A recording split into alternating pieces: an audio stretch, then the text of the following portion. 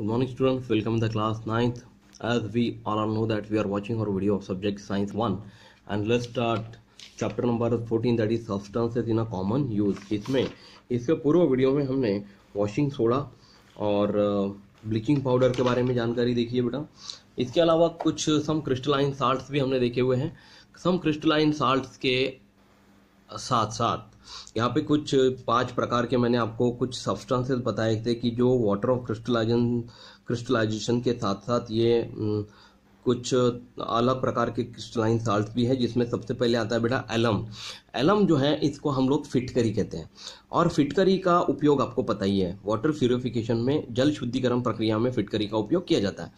ये किस तरह से वाटर प्यूरिफाई करता है मैं आपको बताना चाहूँगा कि ये फिटकरी में उपस्थित जो फिटकरी का पदार्थ होता है वो क्या करता है, किसी भी कणों को भारी कर देता है, और भारी करने की वजह से वो बॉटम पे सेटल हो जाते हैं, मतलब नीचे आकर सेटल हो जाते हैं। उसकी वजह से जो ऊपर बचा हुआ जो शुद्ध पानी होता है उसे हम लोग आसानी से पी सकते हैं और वो क्लियर हो जाता है बेटा।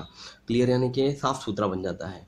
अब इसके बाद एक दूसरा और यहाँ पे आपको बताया गया है कि ब्लू विट्रोल, ये भी एक पदार्थ है कि जिसका उपयोग, ये भी एक वाटर ऑफ क्रिस्टलाइजेशन या क्रिस्टलाइन साल्ट ही है कि जिसका उपयोग एनीमिया नामक रोग का निदान करने में किया जाता है। तो ये जो ब्लू विट्रोल है वो हमारे ब्लड टेस्ट में मिलाया जाता है, और जब इसका मिश्रण हमें मिलाने के बाद होता है तो उससे हम लोग को इसका कलर चेंज होने के बाद आपको समझ में आ जाता है कि सच्ची में इसको एनीमिया नामक बीमारी है या नहीं। तो जैसे कि ये जो ब्लू विट्रोल है वो हमारे फंजीसाइड के रूप में भी इसका उपयोग हम लोग कर सकते हैं। जैसे आपको पता होगा बेटा कि किसी वनस्पति के ऊपर कोई रोग आ जाता है तो उसका निवारण करने के लिए हमें कोई औषधि उसके ऊपर डालनी पड़ती है, और वो औषधि युक्त गुणों को बनाने के लिए ये ब्लू विट्रोल का उपयोग होता है बेटा। जैसे कि अंगूर और खरबूज जैसे फलों के ऊपर एक रोग आता है, उसको हम लोग कहते हैं कि क्या बोलते बेटा हम लोग उसको, फफूंदी नामक एक रोग यहाँ पे आ जाता है।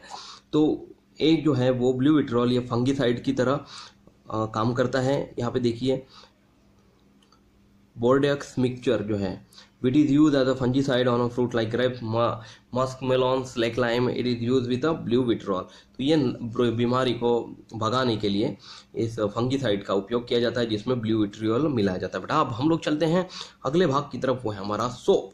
तो जैसे कि सोप, हमने यहाँ पे कुछ प्रश्न दिए, वाटर डिटर्जेंट्स या फिर which chemicals and apparatus will you use in the laboratory for making soap.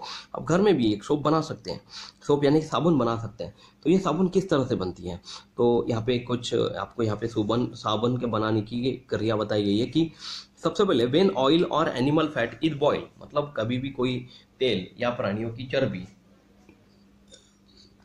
Boil करना, उबाली गई with an aqueous solution of sodium और पोटेशियम हाइड्रोक्साइड। किसके साथ बेटा, सोडियम हाइड्रोक्साइड, ये जो कार्बोक्सिलिक अम्ल है इसके साथ यदि ऑयल और या फिर एनिमल फैट जो है वो बॉईल किया गया, तो इसके साथ साथ सोडियम और पोटेशियम जो लवण होते हैं वो यहाँ पे निर्मित होते हुए आपको नजर आते हैं।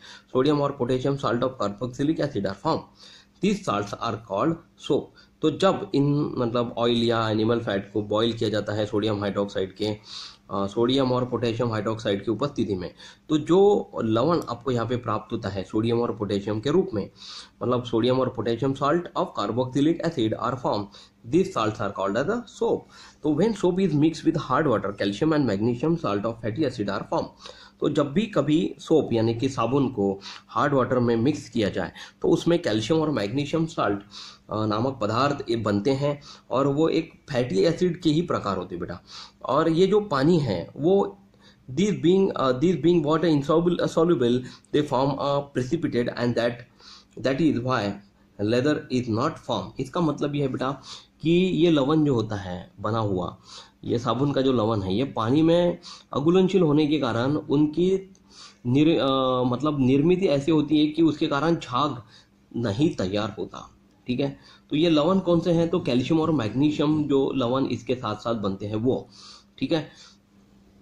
तो यहाँ पे आपको बाथिंग सोप आपको दी गई है और वॉशिंग सोप, यानी कि दो तरह की सोप यहाँ पे बताई गई है, ठीक है। बाथिंग सोप यानी फर्स्ट प्रॉपर्टी बेटा इसकी high grade fats and oil are use as a raw material.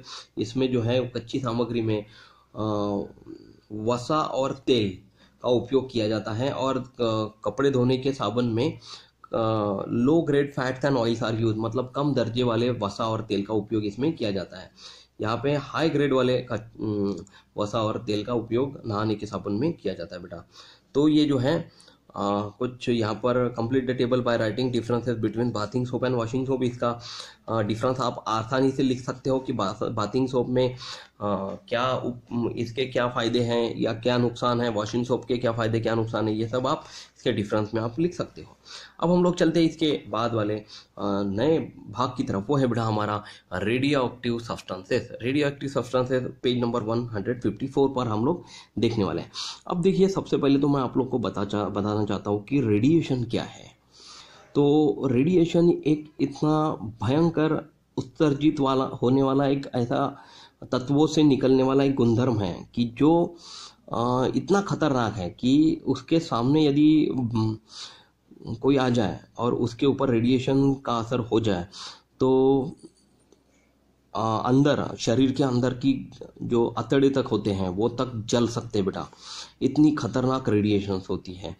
जैसे कि आपने अल्फा रेज, बीटा रेज और गामा रेज के बारे में नाम सुना होगा, है ना।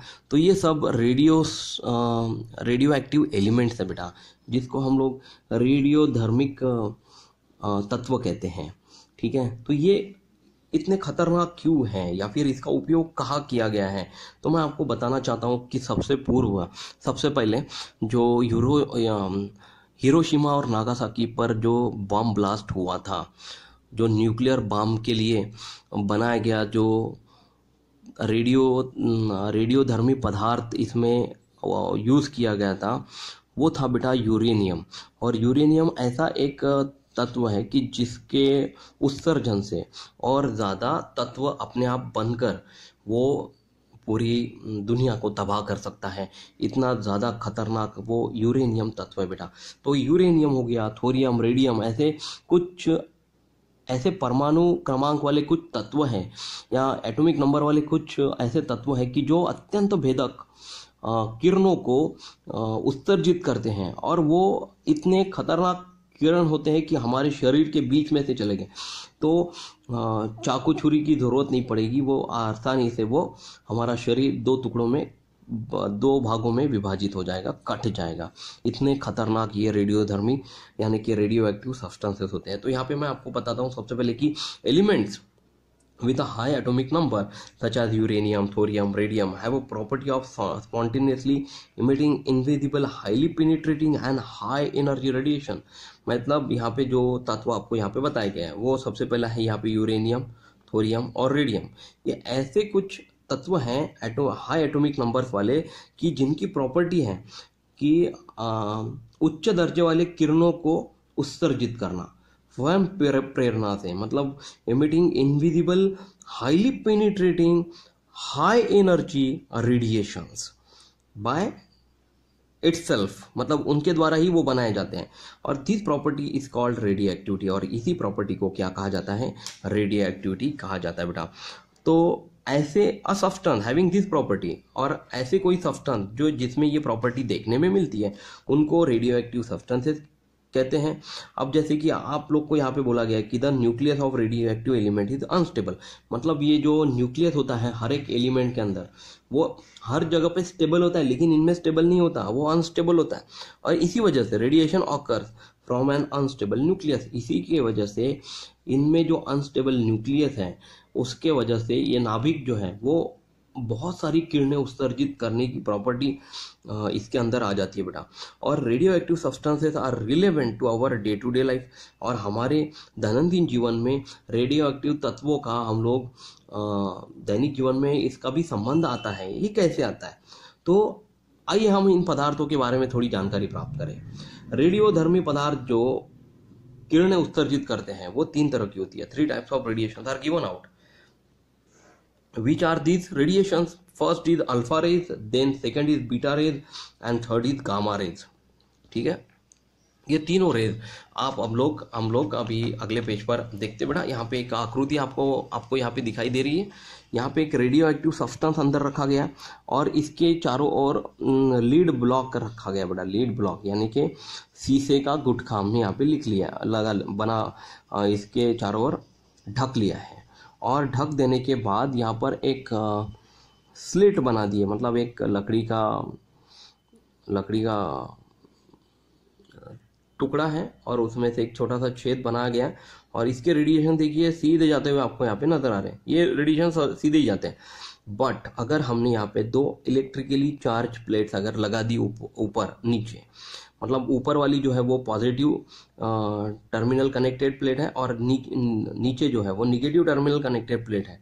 ठीक है, मतलब इसमें से करंट फ्लो हो रहा है। तो इसमें से करंट फ्लो होने की वजह से ये जो सीधी जाने वाली जो रेडियो एक्टिव सब्सटेंस का जो पार्ट था वो सीधा ना जाते हुए ये प्लेट्स की वजह से थोड़ा सा तिरछा हो जाता है और तीन अलग अलग रेज में ये डिस्ट्रीब्यूट हो जाता है, डिवाइड हो जाता है। तो पहली रेज बनती है बेटा बीटा रेज, दूसरी है गामा रेज और तीसरी है अल्फा रेज। जिसको यहाँ पे ये जो प्लेट इसके ऊपर जो तीनों रेज का मारा किया गया है, मतलब ये तीनों रेज इसके ऊपर तक आ रहे हैं, वो है बेटा zinc sulphide coated photographic plate. मतलब जिंक सल्फाइड की कोटिंग की हुई एक फोटोग्राफिक प्लेट हमने यहाँ पे रखी हुई है, जिसके ऊपर हम लोग ये बीटा गामा और अल्फा रेज देख पा रहे हैं कि ये किस तरह से इसके ऊपर आते हैं। तो स्टूडेंट्स, मैं आपको ये बताना चाहता हूँ कि यहाँ पे जो ये नीला बॉक्स आपको यहाँ पे बताया गया है, यहाँ पे एक इंट्रोडक्शन टू साइंटिस्ट बताया गया है कि एक फ्रेंच वैज्ञानिक थे जिनका नाम था बेटा हेनरी बैक्वेरेल, जो कि एक साइंटिस्ट थे। उन्होंने वो यूरेनियम, ये जो एलिमेंट है, वो कंपाउंड है, उनके ऊपर रिसर्च कर रहे थे। उन्होंने एक बार ऐसे ही उनके घर में मौजूद कार्डबोर्ड जो था उस बॉक्स के ऊपर एक ड्रॉअर के अंदर कार्डबोर्ड के ऊपर एक प्लेट, फोटोग्राफी प्लेट रखी थी बेटा। और फोटोग्राफिक प्लेट के ऊपर, मतलब एक कांच की तरह दिखने वाली एक फोटोग्राफिक प्लेट थी और उसके ऊपर उन्होंने एक चाबी रख दी। मान लीजिए कि उस बॉक्स के ऊपर चाबी थी और उनका ध्यान नहीं था कि ऐसा कुछ इसके बाद कुछ कभी होगा। तो कुछ दिनों बाद जब उन्होंने उस ड्रॉअर को खोला और वो कांच साफ कर रहे थे, तो उन्होंने देखा कि उस कांच के ऊपर जो कार्डबोर्ड के अंदर रखा हुआ यूरेनियम था, उसकी वजह से कुछ रेज निकले और रेज की वजह से उस फोटोग्राफिक प्लेट के ऊपर चाबी के आकार का चित्र वहां पर बना हुआ था। जब उस फिल्म को वो धो रहे थे, साफ कर रहे थे वो, तो उसमें वो चाबी का आकार वहां पे नजर आया। तो उससे ये उनको समझ में आया कि यूरेनियम ऐसा एक कंपाउंड है कि जिसमें से ऐसे कुछ अलग प्रकार के रेज निकलते हैं। उस रेज का नाम दिया गया बेटा एक्स रेज, जो कि हमारे बॉडी के अंदर इजीली पेनिट्रेट हो सकता है, सब्सटेंस को इजीली क्लियरली हमें शो करने में आपकी मदद कर सकता है। जैसे कि मान लीजिए हमारा कभी एक्सीडेंट हो गया या हमारी हड्डी टूट गई, तो वहाँ पे डॉक्टर सबसे पहले एक्सरे निकालने के लिए बोलते हैं, क्योंकि वो अगर फ्रैक्चर हो या टूटी हुई हड्डी कहाँ से टूटी है देखना है, तो उसको जानने के लिए हमें एक्सरे निकालने की ज़रूरत होती है। तो ये सबसे पहले अगर किसी साइंटिस्ट ने बनाया एक्सरे, तो वो इनका नाम था बेटा हेनरी बैक्वेरेल। और ये रेस को बैक्वेरेल रेस के नाम से भी जाना जाता था। कुछ दिनों बाद मदम क्यूरी नामक एक वैज्ञानिक थे, उन्होंने भी थोरियम नामक कंपाउंड का रिसर्च किया। मतलब अभी आज जो हमने दो कंपाउंड देखे, एक यूरेनियम और थोरियम, के बारे में इस ब्लू चार्ट में आपको जानकारी बताई गई है। अब यहाँ पे आपको जो nature of radio active radiation है उसके बारे में जानकारी बताई गई बेटा। इस nature of radio active radiation के बारे में मैं आपको बताना चाहता हूँ कि सन 1890 में, मतलब इन 1889 रुदरफोर्ड नामक एक ऐसे वैज्ञानिक थे कि जिन्होंने रेडिएशंस के ऊपर खोज की। रेडिएशंस कैसे एमिट होते हैं उसके बारे में जानकारी बताई। जैसे अभी तक हमने दो तत्व देखे, एलिमेंट देखे, यूरेनियम देखा, थोरियम देखा, और अभी जो देखेंगे हम लोग वो था बेटा रेडियम। रेडियम नामक तीसरा ये ऐसा तत्व था कि जिसमें दो प्लेट्स के अंदर से उस रेडिएशंस को चेक किया गया। जैसे यहाँ पे पॉजिटिव और निगेटिव प्लेट्स के अंदर रेडियम रखने से यहाँ पे रेज निकली और रेज के रेडिएशन यहाँ पे प्लेट पर लिए गए और इसके बाद उनको जो रेज मिले वो दो रेज थे बेटा, वो थे अल्फा और बीटा।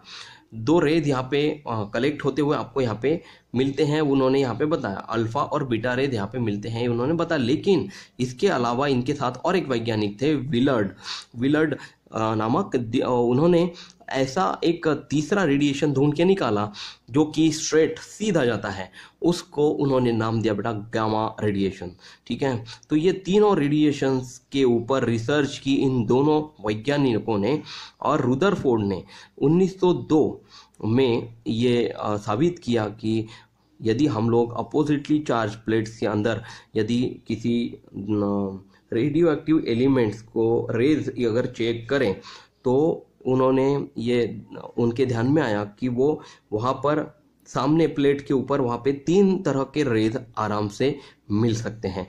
तो Rutherford and Willard studied the radiation emitted by radioactive substances.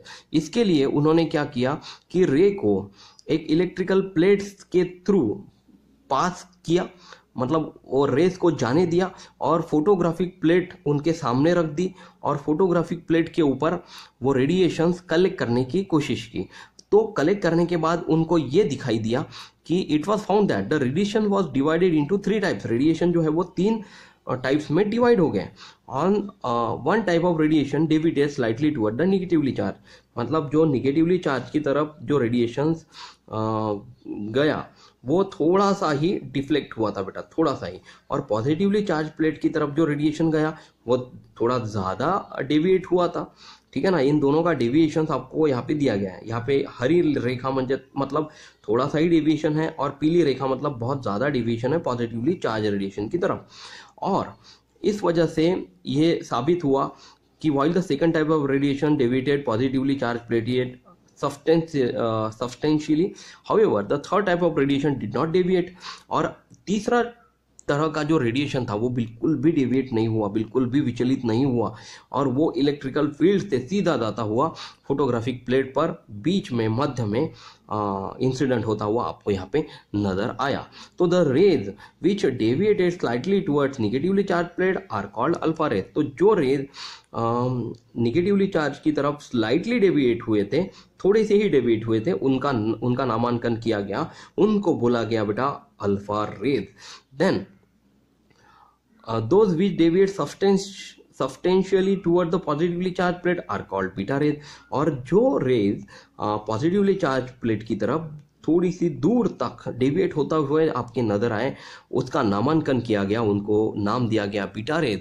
और सबसे आखिरी जो बीच वाला रेज था and those which do not deviate at all, जो बिल्कुल भी विचलित नहीं हुआ, ऐसा लाल कलर का रेज जो है उसको नाम दिया गया बेटा गामा रेज। तो इस तरह से इन तीनों रेज की खोज यहाँ पे की गई। और ये जो वैज्ञानिक थे जिन्होंने इसे ढूंढ के निकाला वो थे बेटा अर्नेस्ट रुदरफोर्ड, जहाँ पे 1871 से 1937 में ये वैज्ञानिक थे जिन्होंने न्यूजीलैंड में ये रिसर्च किया था। और गाइडेंस ऑफ जे थॉमसन, मतलब एक जे थॉमसन नामक व्यक्ति के गाइडेंस में मैकगिल यूनिवर्सिटी के कैम्ब्रिज यूनिवर्सिटी में उन्होंने कनाडा में ये रिसर्च की बेटा। और उन्होंने ये दिखा दिया कि he showed that the nitrogen atom should be split by bombarding it with alpha particle. This experiment ushered in a new era in the field of physics. मतलब ये उन्होंने बताया कि यदि नाइट्रोजन परमाणु को विभाजित करना है तो उसे अल्फा कणों की बौछार करने पे वो बहुत ज़्यादा विभाजित हो सकता है, डिविएट हो सकता है। इसके ऊपर अल्फा रेस की हम लोग को क्या करनी पड़ेगी बेटा, बम्बार्डिंग करनी पड़ेगी। और ये बहुत बड़ा एक भौतिक विज्ञान का प्रयोग माना गया और भौतिक विज्ञान की यही से शुरुआत हुई।